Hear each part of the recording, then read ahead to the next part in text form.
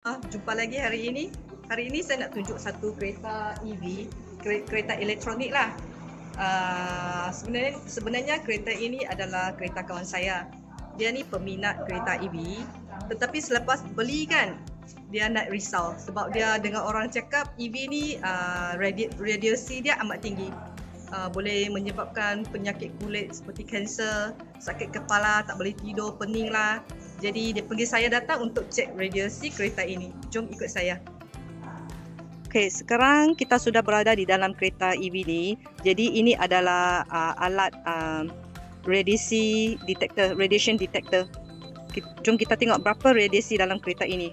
Okey, dalam 3000 lah. Jadi untuk pengetahuan anda semua, kalau radiasi lebih daripada 200 dah kira bahaya. Kalau bawah 200 tu erti dia okey. Jadi macam mana nak neutralize radiasi ni? Ini adalah satu unit MGuard, dia boleh neutralize radiasi dalam kereta ini. Jom you tengok. Lepas pasang unit ini, MGuard ni dengan sebelum, boleh radiasi dia boleh kita tengok sekarang. Okey, pasang. Okey, immediately radiasi jadi kosong. Untuk pengetahuan anda semua, penjaga radiasi ini kan bukan saja sesuai untuk di dalam kereta lah.